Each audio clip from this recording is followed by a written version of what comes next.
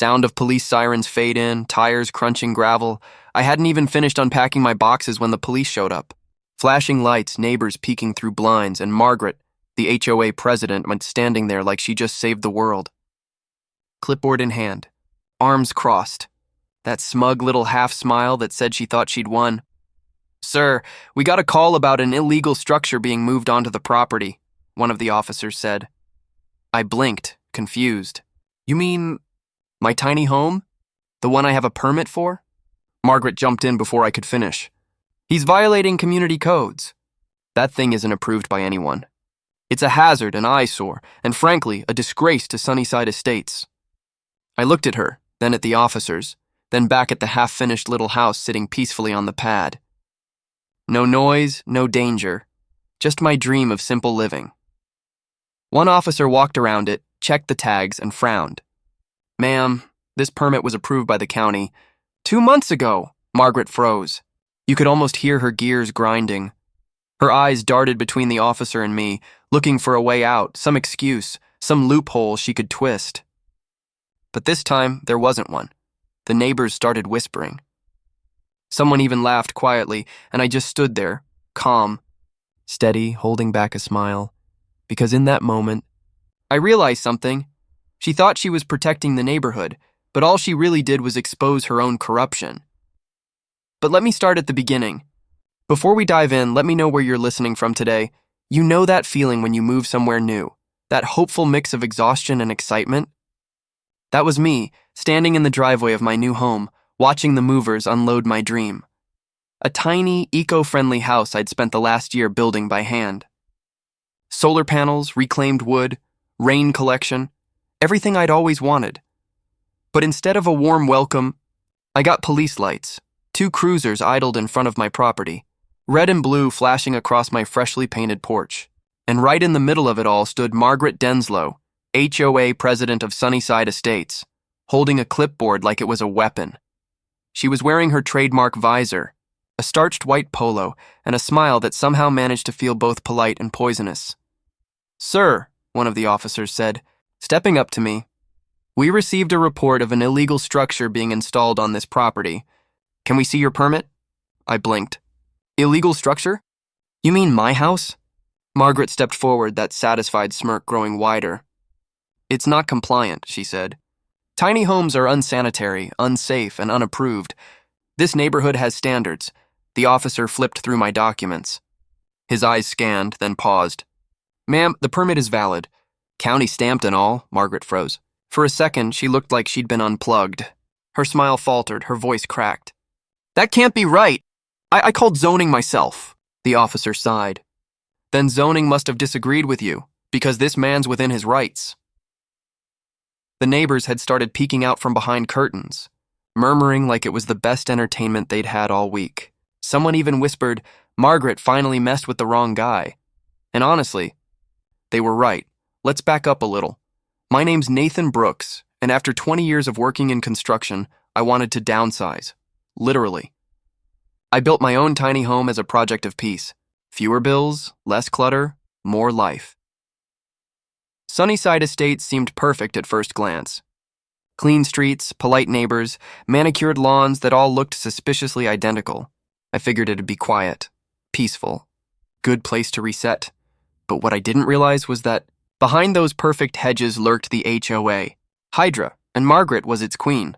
She introduced herself the day I first parked my trailer on the lot. "Welcome to Sunnyside Estates," she said, extending a clipboard instead of a handshake. "I'm Margaret, your HOA president. We take pride in keeping things orderly." That word, orderly, should have been my warning. She glanced at my home, still half built at the time, and her expression flickered like she'd just smelled something sour. "Oh, it's one of those." "One of what?" I asked. "Those tiny homes," she said. "We'll need to see the proper architectural review paperwork, of course. And your lawn will need to be at least 70% turf. Natural grass only." I smiled politely, unaware I'd just stepped onto a battlefield. "Sure thing. I'll handle it." But the paperwork didn't matter. I could have built Buckingham Palace and she still would have found something wrong. It started small, a friendly reminder in my mailbox about the color of my porch light. Then came another. My house was too close to the property line. Then, improper waste containment. I checked the HOA handbook. Every single violation she listed was made up. One afternoon, I caught her crouching behind my fence with a measuring tape, checking if my flower bed was within regulation distance. "Morning. Margaret," I called out, coffee in hand. She flinched but quickly straightened her visor. "Just routine inspection," she said stiffly. "You wouldn't want to risk non-compliance." "Right," I said, sipping my coffee. "Wouldn't want to risk happiness either." She didn't laugh. Soon after, she taped a stop work order to my fence, handwritten in Sharpie, claiming my construction lacked HOA approval. I took it down. The next day, she put up 2. At that point, I started documenting everything: photos, emails, timestamps. Not because I wanted to fight, but because something told me I'd have to. Then came move-in day, the day she finally crossed the line. The movers had just set the last solar panel when I saw her pacing at the end of the street, phone in hand, talking animatedly. 10 minutes later, sirens. When the police pulled up, I already knew who'd called. Margaret marched right up to them like a general leading troops into battle. "Officers! That man is illegally occupying HOA property with an unauthorized structure." I swear one of the cops nearly laughed. "Ma'am, this is private property," he said. "He owns the lot. Not according to our community guidelines." She snapped. The officer raised an eyebrow. "You mean your neighborhood rules? Those don't override county law. That's when the crowd started forming. Families, retirees, dog walkers, all of them tired of Margaret's tyranny." I heard whispers. She called the cops on the last guy. 2? "She fined me for leaving my trash bin out for 12 minutes. She told my kid's lemonade stand wasn't aesthetic." The officer finally turned to me. "Mr. Brooks, everything looks in order." "Sorry for the trouble." Margaret was livid. "You can't just... He's breaking community standards." The officer sighed. "Ma'am, you're dangerously close to filing a false report." Her face went pale. For the first time since I'd met her, she had no words. 2 days later, the HOA called an emergency meeting. It was supposed to be private, but word spread fast. Practically the whole neighborhood showed up. Some angry, some curious, most just ready for change. Margaret sat at the head of the table, lips tight. Papers stacked like armor. "Let's get one thing straight," she began. "Our rules are here to protect property values. Not everyone appreciates structure, but without me, this place would fall apart."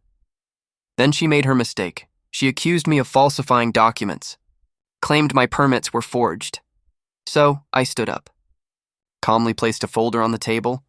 Inside, county seals, inspection approvals, email chains, or something extra. Proof she'd been using HOA funds to pay for consulting fees to her own shell company. The room went silent. Her voice cracked. That's private HOA business." The vice president of the board, a quiet man named Leonard, cleared his throat. "Actually, Margaret, that's fraud." She tried to talk over him, but the board voted on the spot. Unanimous removal. Police later confirmed she'd falsified multiple documents: stop work orders, violation notices, even an HOA expense report, her precious clipboard. It became Exhibit A. It's been 6 months since Margaret's fall. Sunnyside Estates feels different now. Lighter, people wave, kids play outside. The new HOA board even relaxed half the old rules. No more mailbox inspections, no grass height warnings. My tiny home sits peacefully at the end of the cul-de-sac, solar panels glinting in the afternoon sun. Maverick, my neighbor's golden retriever, naps by the fence, unbothered and free. Sometimes I still see Margaret's old house when I walk past. The for sale sign is long gone, replaced by a young couple who actually smile when you wave.